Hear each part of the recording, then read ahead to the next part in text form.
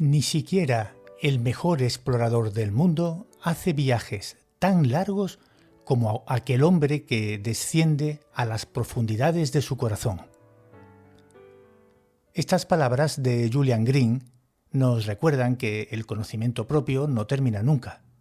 Siempre estamos a tiempo de preguntarnos con serenidad, sin juzgarnos, ¿por qué soy como soy?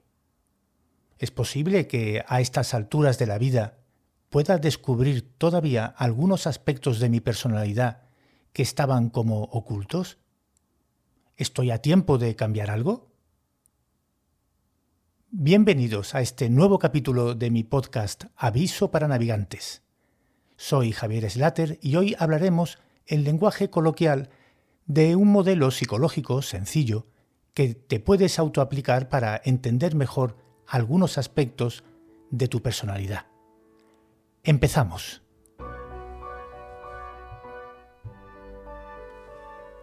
La experiencia nos dice que todos cambiamos a lo largo de la vida. No somos el que éramos. A veces cambiamos por circunstancias externas, por cosas que nos pasan, quizá inesperadas y no deseadas. Otras veces, sin embargo, lo logramos gracias a un esfuerzo tenaz y después de mucho tiempo. Cuando alguien se propone mejorar en algún aspecto de su forma de ser y madurar como persona, no cuenta lógicamente con la experiencia del futuro. Por eso es tan importante conocernos mejor. El conocimiento propio es una de esas asignaturas, quizá la más importante de la vida, y no es fácil encontrar buenos maestros ni manuales.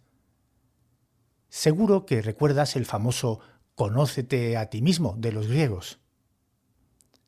Conocerte no es solamente decir los rasgos más destacados de tu forma de ser, cómo eres o cómo te ves actualmente.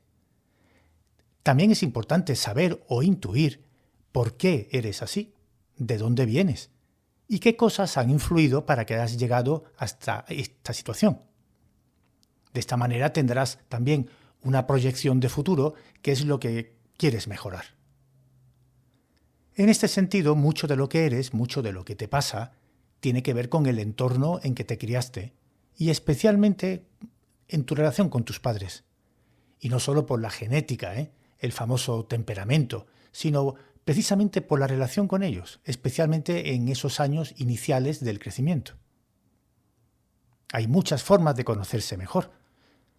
Fundamentalmente están los llamados test de personalidad. Pero también, por ejemplo, para algunos aspectos te puedes hacer preguntas muy directas como ¿qué harías si supieras que es el último día de tu vida? ¿Quiénes son tus modelos en la vida o a quién envidias? ¿Hay alguna frase en tu vocabulario de lo último que haría en esta vida es no sé qué? ¿O si hay algo que no soporto es no sé cuánto? Bueno, pues uno de los modelos más sugerentes en psicología utilizados con este fin lo describió Winnicott, un pediatra y psicoterapeuta inglés del siglo pasado, y se le suele denominar el modelo del falso yo. Veremos por qué. Según este autor, cada niño construye una cierta fachada defensiva para adaptarse a las expectativas del entorno. Para el niño es como su primera película, y por eso se comporta desde un inicio de una manera espontánea. Pero, según cual sea la respuesta de sus padres, del entorno, al inicio quizá más de la madre, él irá buscando complacerles. Se puede decir que sobre un yo verdadero, original, el niño va construyendo lo que sería un falso yo. Se llama así no por el matiz negativo de falsedad o de engaño, sino porque es una respuesta a lo exterior y no algo que brota espontáneamente de él. El yo con el que naces contiene, digamos, el ADN o el mensaje genético de tu temperamento. Es una especie de semilla que guarda el manual de instrucciones originales de tu funcionamiento. Visto así, el secreto de tu felicidad o de tu personalidad adecuada no debería depender tanto de tu respuesta o expectativas externas, sino más bien de que tu vida responda realmente a ese proyecto original. Tu objetivo en la vida será desarrollar ese proyecto, para lo cual has de conocerte, aceptarte, quererte, pelear por corregir o potenciar lo que corresponda y llevarlo a término. Se puede decir, aunque suene un poco a eslogan barato, que el secreto de tu felicidad está dentro de ti. En un inicio es un yo, digamos, frágil, especialmente si el ambiente no ayuda. Cualquier carencia afectiva, cualquier herida emocional en la infancia puede afectar al desarrollo del yo, lo que influirá sobre todo en tu modo de relacionarte con los demás y sobre tu visión de la vida. Para lograr un ambiente adecuado, los padres tienen una tarea difícilmente sustituible. Este papel comienza en cuanto conocen que hay una vida, pero se va haciendo más patente, desde luego, a partir del nacimiento. El bebé necesita, digamos, unos alimentos o unos nutrientes para ir madurando, para ir creciendo. Estos nutrientes los suele recibir sobre todo de sus padres en forma de afecto, aceptación y afirmación. Si, por el contrario, lo que percibe el niño es abandono, rechazo o abuso, aparecerán en él unas emociones muy básicas y negativas, como consecuencia de esas carencias y de esas heridas.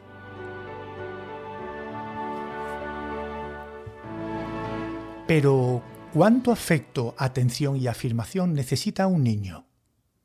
Si le preguntáramos al bebé, nos diría que todo, y por tanto no nos podemos extrañar de que perciba carencias.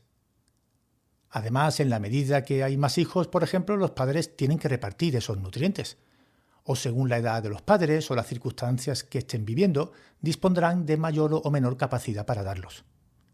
Ciertamente, en algunos casos, los niños sufren verdaderos malos tratos o negligencias. Pero con más frecuencia lo que ocurre es más bien que los padres durante esa época tienen quizás la cabeza en otras cosas que les preocupan o están regular de salud o sencillamente no son capaces de interpretar las señales que les manda el hijo. Por último, no hay que olvidar que lo que realmente decide es la percepción que el hijo tiene de lo que recibe y no exactamente lo que sus padres le están dando. Pues bien, si ese hijo, ya digo, no recibe el amor, ternura y comprensión que espera, lo que sentirá será más bien pues soledad, miedo, abandono, enfado, etc. Emociones negativas que quedarán grabadas más o menos en el fondo. Según este modelo, ante esas emociones negativas, el niño tiene que defenderse para poder crecer, para desarrollarse, pese a ese ambiente, digamos, un poco hostil. Con este fin, el niño irá aprendiendo estrategias que le protegen, como si fuera un escudo. Al hacerlo, conseguirá, además de un modo indirecto, la atención, la afirmación o el afecto que no había recibido suficientemente hasta ahora. En condiciones normales, o mejor dicho, ideales, el niño desarrolla del todo su identidad a partir de ese yo que dijimos al principio. Un yo que, bien nutrido, será íntegro, sin fisuras y con una coherencia interna. Un yo que le permitirá ser flexible y adaptarse para seguir creciendo ante las adversidades. La integridad incluye la percepción de su cuerpo, la regulación de sus emociones, el control de sus impulsos, la capacidad reflexiva también para comprenderse y entender a los demás, etc. Todo esto integrando todas sus experiencias, tanto internas como externas.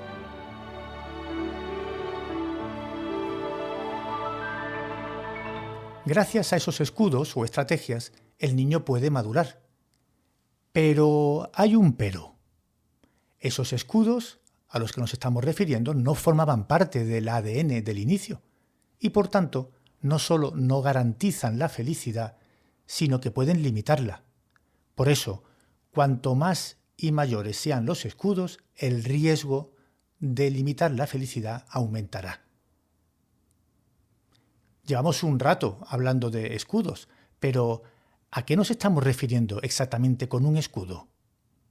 Pues mira, llamamos escudos a la actitud o el papel que adoptan los niños de presentarse ante el mundo, ante su familia, en primer lugar, especialmente, por ejemplo, serviciales o conformistas, o como si fuera pues el payaso de la familia que siempre hace las bromas, o el rebelde, o el cínico, o el que es muy responsable y cumplidor, etc.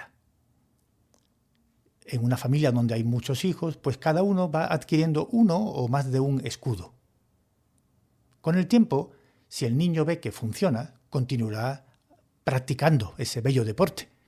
Pero no hay que olvidar que se trata de una estrategia caduca, que tiene sus días contados, porque es artificial, está como superpuesta al yo original. La primera gran prueba para estos escudos es, sin duda, la adolescencia.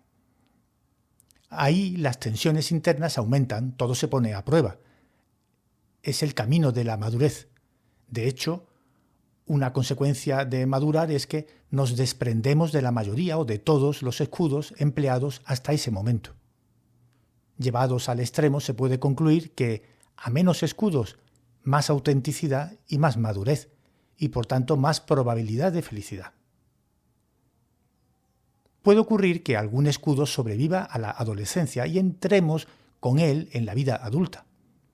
En estos casos serán las crisis de los 30 o la de los 40 o los 50 las que sirvan de detonante.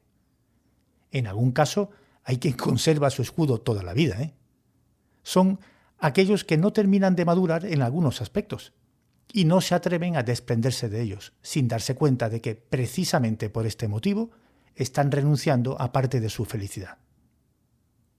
En el extremo nos encontramos con los que, más que escudos, tienen una auténtica armadura.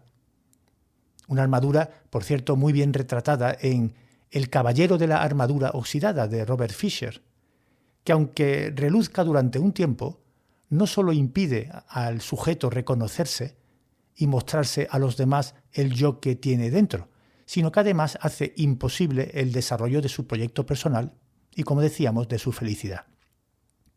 Estos casos pueden terminar incluso como verdaderas patologías, que van desde la personalidad obsesiva a problemas de conducta alimentaria, adicciones, etc.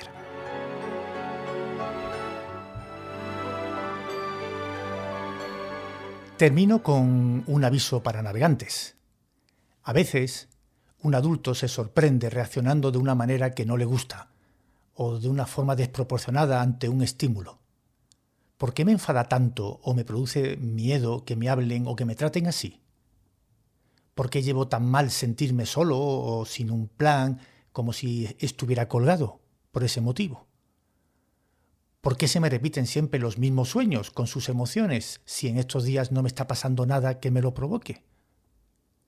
Quizás sean esas emociones profundas de la infancia, esos ecos del pasado que habremos de distinguir de las voces del presente, con palabras de Antonio Machado. Pues bien, espero que te haya gustado, no sé si te apetecerá o te dará alguna luz a la hora de tu conocimiento propio, pero espero que así sea y que nos veamos el próximo día 1 de junio. Hasta entonces.